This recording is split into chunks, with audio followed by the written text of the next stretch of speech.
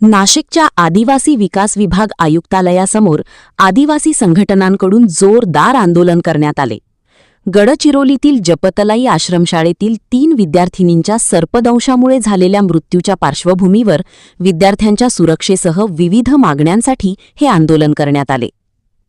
आदिवासी विकास विभागाच्या शासकीय व अनुदानित आश्रमशाळा तसेच वसतिगृहांमधील विद्यार्थ्यांच्या सुरक्षेचा प्रश्न ऐरणीवर आला आहे. जपतलाई आश्रमशाळेतील 3 विद्यार्थिनींच्या मृत्यूच्या घटनेनंतर आदिवासी उलगुलान सेनेसह विविध आदिवासी संघटनांनी नाशिक येथे आंदोलन केले. यावेळी आंदोलकांनी शासनाचा निषेध नोंदवत मृत विद्यार्थिनींच्या कुटुंबियांना नुकसान भरपाई, जबाबदार अधिकाऱ्यांवर कारवाई, विद्यार्थ्यांचे पुनर्वसन आणि आश्रमशाळांमध्ये सुरक्षेच्या उपाययोजना करण्याची मागणी केली. तसेच आश्रमशाळा व वसतिगृहातील प्रत्येक विद्यार्थ्याचा विमा काढण्याची मागणी करण्यात आली. आदिवासी उलगुलान सेनेचे संस्थापक अध्यक्ष प्रभाकर फसाळे यांनी प्रशासनाचा जोरदार निषेध करत सांगितले की विद्यार्थ्यांच्या सुरक्षेशी कोणतीही तडजोड सहन केली जाणार नाही. शासनाने मागण्या तातडीने मान्य कराव्यात, अन्यथा आंदोलन तीव्र करू. मागण्या मान्य न झाल्यास आमरण उपोषण करण्याचा इशारा आंदोलकांनी दिला आहे. त्यामुळे शासन आता या मागण्यांवर काय निर्णय घेते याकडे आदिवासी समाजाचे लक्ष लागले आहे.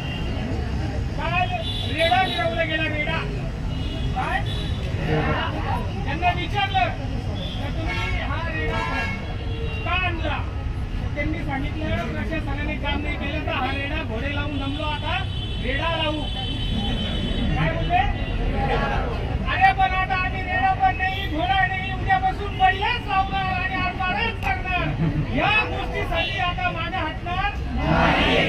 प्रत्येक जण म्हणतो सेंट्रल किचन थांबलं पाहिजे, सेंट्रल किचनचा भ्रष्टाचार, पण सेंट्रल किचनचा जन्म कशामुळे झाला हे पहिले लक्षात घेणं गरजेचं आहे. ही खूप मोठी साखळी आहे, याच्यामध्ये आपले पण काही झाला आहे तर त्यांनी भाड खाऊन मोठे झाले. ह्या गोष्टींवर सेंट्रल किचनची स्थापना फक्त 1 नवंबरपुरतं झालेली होती, पण त्या ठिकाणी आश्रमशाळेची गुणवत्ता दाखवायला सुरुवात केली. 2014ला पहिला GR काढला गेला आणि तिथून पुढे हे सेंट्रल किचन चालू झालं.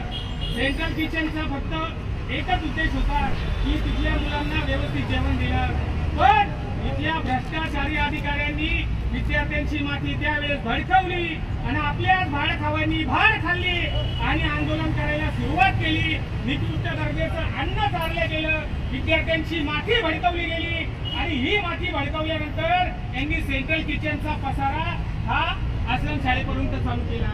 सेंट्रल किचनचा पसारा आश्रमशाळेपर्यंत चालू केला आणि त्याच्यानंतर चतुर्थ श्रेणी कर्मचाऱ्यांचा रोजगार गेला. त्या ठिकाणचा स्वयंपाकी बांधवाचा रोजगार गेला, त्या ठिकाणची स्वच्छता कर्मचाऱ्याचा रोजगार गेला. ही पार्श्वभूमी कोणी लक्षात घ्यायला तयार नाही. फक्त आपल्याला माहिती आहे का सेंट्रल किचन, पण या वृद्ध राजकारण्यांनी आणि इथल्या प्रशासनाच्या या निकृष्ट दर्जाच्या नापास झालेल्या बिना डिग्रीच्या अशा अधिकाऱ्यांना तिथं बसवलं गेलं आणि या अधिकाऱ्यांनी हे सेंट्रल किचन पूर्ण आश्रमशाळेवर फिरवले गेले. खरं तर सेंट्रल किचन हे आश्रमशाळेसाठी नाहीच, पण यांनी यांच्या स्वार्थासाठी यांनी हे सेंट्रल किचनचा निधी हा आश्रमशाळेचा जेवायचा निधी, राशनचा निधी, धान्याचा निधी हा एकत्र केला आणि सेंट्रल किचनला पोहोचवला आणि तिथून खरी भ्रष्टाचाराची कहाणी सुरू झाली. पण तिथून 2 गोष्टी कमी झाल्या. चतुर्थ श्रेणी कर्मचाऱ्यांमध्ये आदिवासी कर्मचारी जास्त आहे, शोषित कर्मचारी जास्त होता, वंचित कर्मचारी जास्त होता आणि तिथून त्याला कपात करायला सुरुवात झाली. तेव्हापासून आदिवासी विकासनी भरती काढलेली नाही. जरी भरती काढली तरी त्या भरतीचे निकाल लावलेले नाही. निकाल लावलेले असतेही त्या लोकांना ऑर्डर दिलेल्या नाही. आज 364 महिन्यामध्ये 164 दिवस या ठिकाणी शिक्षकांनी उपोषण केलं. खरं तर संसदेला नाही, संविधानाला लाज वाटण्याची गोष्ट आहे, लोकशाहीला काळिमा भासण्याची गोष्ट आहे. त्या एका शिक्षकाला मुलांना शिकू द्या म्हणण्यासाठी सुद्धा आंदोलन करावं लागतं. आज आपण ज्या GR ची गोष्ट करतो, आपण कोणी हा GR वाचला नाही वाचला, मी पूर्ण वाचला, पण हा GR फक्त विद्यार्थ्याला बर्बाद करण्यासाठी काढलेला आहे. काय काढलेला आहे? बर्बाद करण्यासाठी. आणि आज तुम्ही जे इथं आलेले आहे हे तुम्ही तुमच्या समाजप्रेमापुढे आलेले आहे आणि आज तुमच्या साक्षीने हा GR इथेच फाडतो आणि या GRचा मी जाहीर निषेध करतो. आता आमचा अंत बघितला, आता आमची तुम्ही लढाई बघा. जंतर मंतरवर ज्या ठिकाणी आंदोलन झालं त्या ठिकाणच्या विद्यार्थ्यांवर लाठीचार्ज झाला. पण मला नाशिक पोलिसांचं कौतुक करावंशी वाटतं. 164 ते 180 दिवस आमचे कर्मचारी इथे बसलेले होते, पण एका कर्मचाऱ्यांनी सुद्धा आमच्या विद्यार्थ्याला हात लावला नाही. ही सुद्धा कौतुकास्पद बाब आहे.